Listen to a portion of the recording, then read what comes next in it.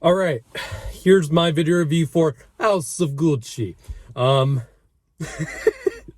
my review for this is a little late because I was intending to see this the Tuesday night it came out, but I just the showing I was going to was sold out, so I ran into some trouble there, and I couldn't end up seeing it until tonight. But I was very excited to see this movie because it's Ridley Scott. And I said in my last duel review, which Ridley Scott has released two movies back to back in like the past 2 months, which is pretty crazy. The dude is kind of a hit and miss director. He's made some of my favorite movies of all time: Alien, Gladiator, all that stuff. Love it. Love some of that stuff. Other stuff, not so much. He's had some clunkers here and there.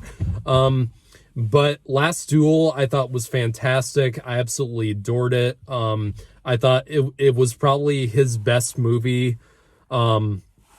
It was his best movie in a really long time. And he just released this one, House of Gucci, which, if you don't know, stars Lady Gaga, Adam Driver. This has got a stellar cast to it. It's also got Jeremy Irons, Jared Leto, and also Al Pacino. And it's following the long history of drama between Patrizia Reggiani, comes from this lower class family, who meets Adam Driver's character, who is the son of a very rich and famous fashion designer family. And it's basically, she falls in love with him and she gets involved in this fashion designing business, and drama ensues and backstabbing occurs, and it's this long drama that sets between her and the rest of the family. I really enjoyed the movie. It's not perfect by any means. I had a few issues with it. This is definitely not as good as something like Last Duel, which felt a little bit more ambitious, and it definitely had heavier drama to it. This movie feels a little bit different from that, because this movie, one of the best things about it is that it totally embraces the 80s setting. The production design costumes are great. Definitely will get nominated for Oscars this year, I bet. And it also embraces the kind of kitschy and really ridiculous showmanship of this kind of lifestyle, and that carries through the acting, mostly Jared Leto, and I'm gonna get to him in a second. It carries through the very dramatic and sometimes soap opera-ish conflict going on, and I'm fine with it. A lot of people who don't like this movie are saying it feels ridiculous, that it has it's really cheesy at moments, and I enjoy cheese when it's done well, and I actually thought this movie was cheesy and campy in my type of way. I really got into, the acting in this movie is really good, for the most part. Lady Gaga is fantastic. She really is coming into her own as an actress, even though she is obviously most famous for music. She was amazing in A Star Is Born. In my opinion, she actually should have won Best Actress that year in the nominations that were there. But no, she is so great in this movie. She pulls off the accent very well. And I went back before the movie came out and I watched it. I watched a clip of an interview with the real life person, Patrizia Reggiani. The accent is pretty accurate, dead on accurate to how she spoke in real life. And I'm not really sure where people's criticisms of her accent in this, I'm not sure where that really comes from. If the story, it's not really Italian. It's more, it's she's from her character's from Milan, so it's obviously not supposed to be dead on Italian. And I think she pulled it off very well. Adam Driver is also great in this movie. Also another Ridley Scott movie. He was also in Last Duel. Really damn great performance. Really, this movie would not have been any good if it wasn't for Lady Gaga and Adam Driver. Their chemistry and their performances really do carry the film and really do kind of anchor it down to a really enjoyable plane.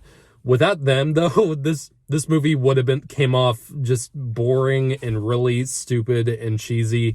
And part of the problem with this movie is Jared Leto. And I don't mean to completely attack Jared Leto, because I know he's a great actor and I've seen him do some really fantastic stuff, but he did not work in this movie.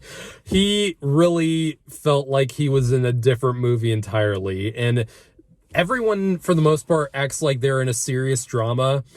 He acts like he's in a fucking Adam Sandler comedy. Like, he is so over the top in this movie. It's not convincing at all, and it doesn't fit in with the rest of the tone, really. I mean, everyone kind of is over the top in some way, but they're over the top in the moments that they should be. He is constantly at 11 in this movie, and it was laughable at times, and not only at times, it was laughable most of the time. I'm pretty sure he's probably gonna get a Razzie for this performance. Everyone else is gonna get Oscars probably. And that's really sad, because I like Jared Leto as an actor. I don't think I actually do really like him. But when you have him in the wrong performance and when you have him in the wrong role, he really can mess it up pretty badly. And we saw that with Suicide Squad, obviously. So yeah, didn't really work for me. Everyone else I thought was great. Al Pacino, Jeremy Irons, all those guys are great. Jeremy Irons is not in this a lot. I wish he was in it a little bit more. Al Pacino lends a good deal of the drama surrounding this family conflict that is going on. And his last scene in the movie is really chilling. And that's the scene where he's in this boardroom with Adam Driver as they're kind of battling over the majority rule over the company. And it's kind of heartbreaking in his point of view, because he really feels like he was betrayed by some people in the movie, and it's really well done. Really great performance by him. Also, the movie the movie's not really plot based.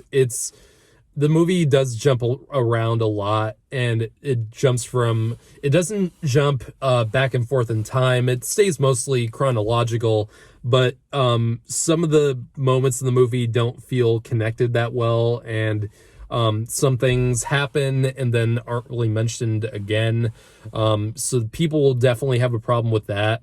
I had problems with it, but it didn't really totally taint my enjoyment of the movie, and I enjoyed it thoroughly. Yeah, so like I said, Ridley Scott, given some of his flaws when it comes to some of his projects, he makes every movie he makes look good. Like, this movie is gorgeously shot. It's the same DP he's used for the past 10 years or so, ever since I think Prometheus. This is a great looking movie. Cinematography is great. Some of the sound mix, I'm getting into more sound mixing as I'm getting into more of my career with filmmaking, and some of the sound mixing, especially in the beginning, there's this one scene with where they're in this nightclub and Adam Driver and Lady Gaga's characters are talking, and for some reason Adam Driver sounds it's really hard to tell what he's saying, and there's a few moments like that throughout the movie where the sound mixing isn't great. And that's something I probably caught. I don't know if anyone else caught that, but it's details like that kind of do take me out of the movie and kind of taint my immersion into it. But I still think this movie's for the most part really well made.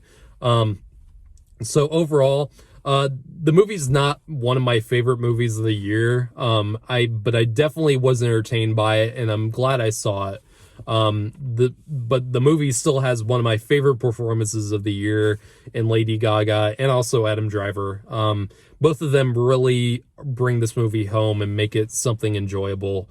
I think if you're looking for a drama that's kind of put in a different industry that you're not used to seeing, like the first half of the movie feels like a kind of a really raunchy love story, and then the second half feels like a Martin Scorsese crime thriller. And I think that might throw some people and critics off, but I think it flows actually pretty nicely from that to the different tone in the ending. So yeah, I'm gonna give the movie a 7.5 out of 10. I enjoyed it thoroughly. Had some issues with it in terms of some of the acting and some of the pacing. But overall, I think the movie is a lot of fun, and definitely see it for Lady Gaga and Adam Driver. Take care.